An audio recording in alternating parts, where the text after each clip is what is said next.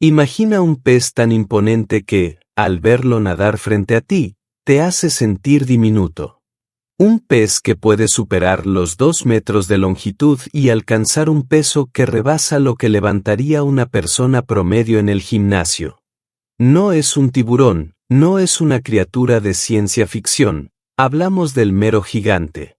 Hoy vamos a sumergirnos en un mundo donde estos colosos del mar no solo existen, sino que son criados y procesados por millones.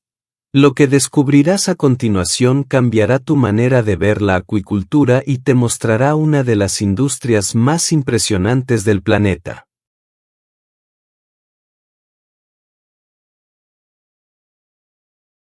El mero ha sido un pez venerado desde hace siglos. En las costas del Mediterráneo, ya en tiempos de los romanos, se valoraba su carne blanca y firme, considerada un manjar digno de emperadores.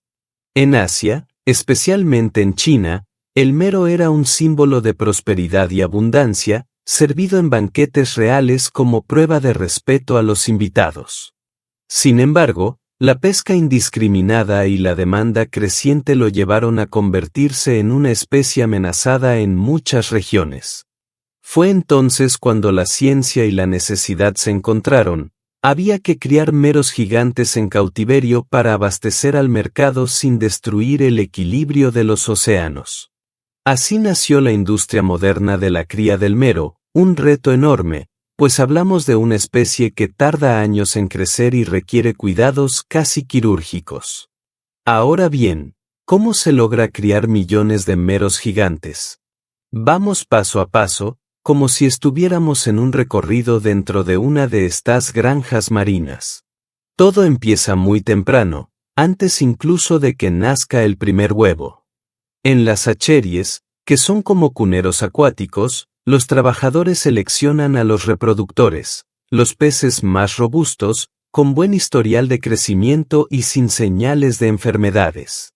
Imagina a los técnicos como jardineros del mar, observando a detalle, tomando nota de cada músculo, cada aleta, cada comportamiento. Los reproductores no están ahí por casualidad, muchos provienen de generaciones criadas en cautiverio para reforzar rasgos deseables, resistencia, tasa de crecimiento, sí, esa carne firme que todos quieren en la mesa. Cuando llega la época de desove el ambiente cambia. Las luces se regulan, el agua se mueve con suavidad y, si te acercas, escuchas el leve murmullo de bombas y filtros que mantienen todo en equilibrio.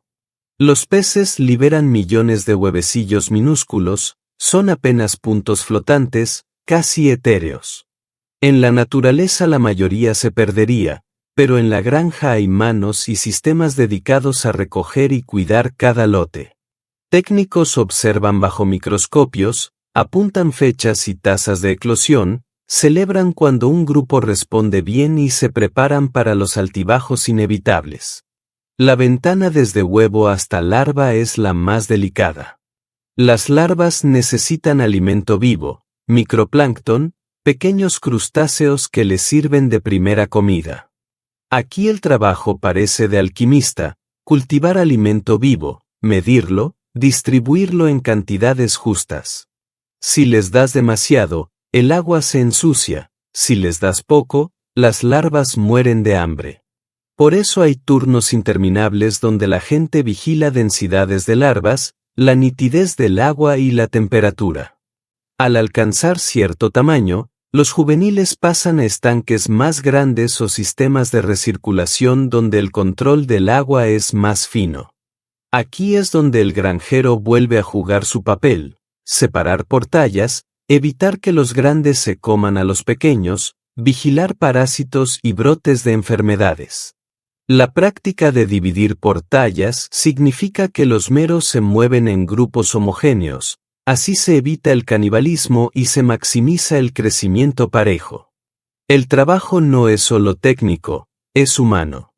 Personas con manos curtidas por el salitre y el sol observan, tocan las jaulas, conversan sobre el comportamiento de los peces como si fueran su propia familia. Cuando los meros alcanzan varios kilos, llega una etapa clave, el traslado a jaulas marinas en mar abierto. Estos enormes corrales, anclados en bahías protegidas o mar abierto, son los gimnasios donde los peces pasan años fortificándose.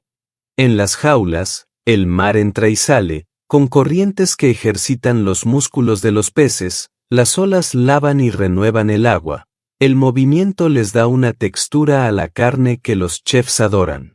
Imagínate esas jaulas en el amanecer, redes colgando, barcazas con feeder systems, y trabajadores manejando grúas para bajar alimentos o retirar redes. Hay una coreografía diaria: alimentar, inspeccionar, reparar, registrar. El alimento en mar abierto suele ser una mezcla de piensos secos, complementos y, a veces, subproductos naturales que se dosifican por máquinas automáticas desde embarcaciones o plataformas flotantes. Los peces se agolpan como una masa viva alrededor del punto de comida. Ese frenesí es un espectáculo, una explosión de aletas y bocas que demuestra cuánta energía convive en ese habitáculo controlado. El control sanitario durante estos años es permanente. No siempre suena a laboratorio, muchas medidas son prácticas y sencillas: limpiezas periódicas de redes para evitar bioincrustaciones, uso de mallas externas para alejar depredadores, rotación de jaulas para prevenir el agotamiento del sitio y chequeos visuales diarios. Cuando aparece un síntoma extraño, hay protocolos: aislar el lote, monitorear parámetros del agua, administrar tratamientos bajo supervisión veterinaria. En estas granjas también hay historias de días malos, mortalidades por eventos climáticos, tormentas que dañan infraestructura, o brotes que obligan a tomar decisiones duras. Pero también hay historias de recuperación, de personal que trabaja de madrugada para salvar un lote entero. Llega un momento en que los meros alcanzan el tamaño comercial. Ese momento es una mezcla de ciencia, logística y respeto. La captura para llevarlos al procesado se hace con métodos diseñados para minimizar el estrés, maniobras lentas, redes especiales y, en muchos lugares, técnicas que aseguran una manipulación lo más humana posible. El objetivo es preservar la calidad de la carne y evitar sufrimiento innecesario. Desde la jaula hasta la planta, el viaje continúa. Los peces se trasladan en contenedores con agua o, en algunos casos, se sacrifican en el sitio para proteger la cadena de frío desde el inicio. En la planta de procesamiento, el ritmo cambia. Allí el olor mezcla sal y metal, las cintas transportadoras se mueven y hay manos ágiles que limpian, abren y filetean. El primer paso es asegurar que el pescado entre limpio y sin estrés. Luego viene el sangrado, la limpieza y la evisceración. Cada operación busca conservar la textura y el sabor que hizo famoso al mero. El fileteado es una danza entre cuchillas y experiencia. Operarios con años de oficio saben dónde cortar para obtener el mejor trozo, cómo retirar espinas sin maltratar la carne y cómo presentar el producto final según el mercado al que irá. Filetes gruesos para restaurantes, porciones más finas para mercados de consumo masivo, o cortes especiales para exportación. Después del filete, viene el empaque, vacío al vacío, en bandejas con atmósferas controladas o en empaques listos para congelación rápida según el destino. La cadena de frío debe ser inmaculada, cualquier quiebre y la calidad se pierde. También hay un mundo de trazabilidad detrás de cada filete, códigos que registran la fecha de captura, la granja, la jaula y hasta la persona responsable del lote.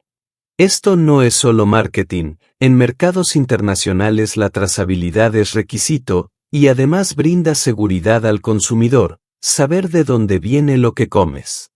Finalmente, el transporte, camiones refrigerados, contenedores marítimos con control de temperatura, documentación aduanera y, a veces, vuelos urgentes para llevar el producto a mesas en otros continentes. Datos impactantes sobre el mero gigante. Un mero gigante adulto puede llegar a pesar más de 400 kilos, lo que equivale al peso de 5 personas promedio. En libertad, estos peces pueden vivir más de 50 años, convirtiéndose en verdaderos ancianos del océano.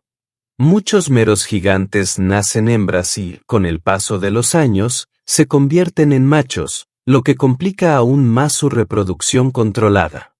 Un solo mero gigante procesado puede alcanzar en el mercado internacional un valor de varios miles de dólares, dependiendo del destino y la calidad del filete. En estado salvaje, los meros gigantes ayudan a regular las poblaciones de peces más pequeños y crustáceos, manteniendo el equilibrio de los arrecifes. La historia del mero gigante es la historia de cómo la humanidad aprendió a equilibrar el deseo con la responsabilidad.